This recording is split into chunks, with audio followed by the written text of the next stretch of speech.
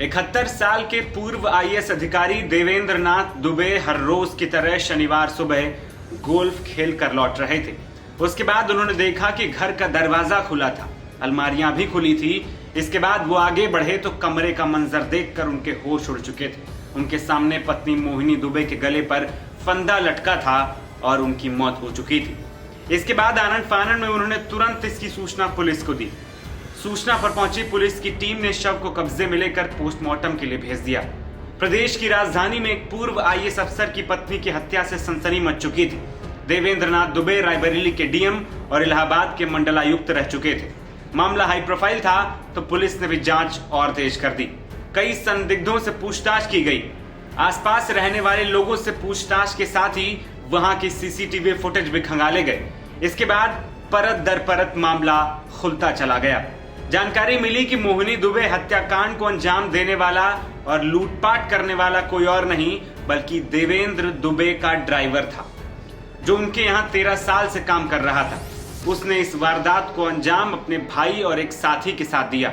आरोपियों को पता चलने के बाद पुलिस ने खोजबीन और तेज कर दी। इसके बाद मंगलवार को गाजीपुर इलाके में कल्याण अपार्टमेंट के पीछे मुठभेड़ में तीनों आरोपियों को गिरफ्तार कर दिया गया। इसके बाद ही पूरे हत्याकांड का खुलासा हुआ। मिली जानकारी के मुताबिक पूर्व आईएएस अधिकारी देवेंद्र नाथ दुबे की दूसरी पत्नी मोहिनी दुबे की हत्या लूट के इरादे से की गई थी।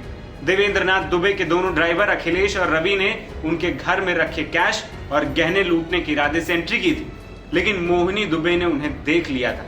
विरोध करने पर उन्होंने दुपट्टे से गला घोंटकर देवेंद्र नाथ दुबे की पत्नी की हत्या की और कैश और सोना लेकर फरार हो गए।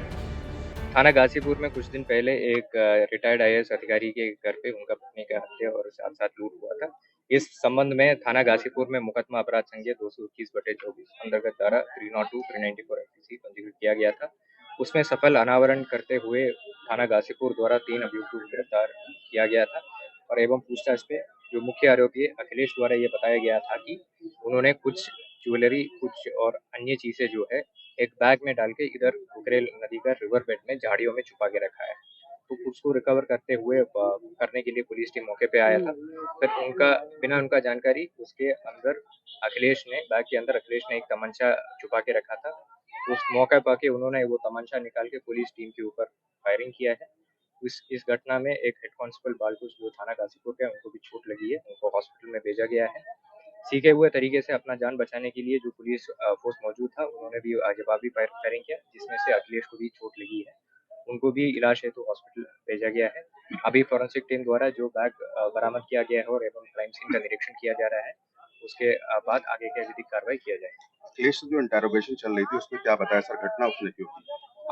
अभी तक जो जानकारी प्राप्त हुआ है पुलिस को, इसमें से प्योरली ये पैसा के लिए लूट किया गया है। गहना और पैसा का लालच था इनको और वही उसी के लिए वो लूट किया है।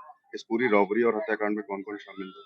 इसमें पूरा मुख्य आरोपी जो है अखिलेश, एक उनका दूसरा भाई है रवि और एक और व्यक्ति इसमें शामिल है, जिसका पूरा डिटेल्स को लेकर आज शाम 6 बजे प्रेस कॉन्फ्रेंस किया जाएगा। बता दें कि पुलिस और आरोपियों के बीच मुठभेड़ में आरोपी अभिषेक ने बैग से तमंचा निकाल लिया था और पुलिस पार्टी पर फायरिंग कर दी थी। इस फायरिंग में गाजीपुर थाने के हेड कांस्टेबल को चोटें आई हैं, जिनका फिलहाल इलाज चल रहा है।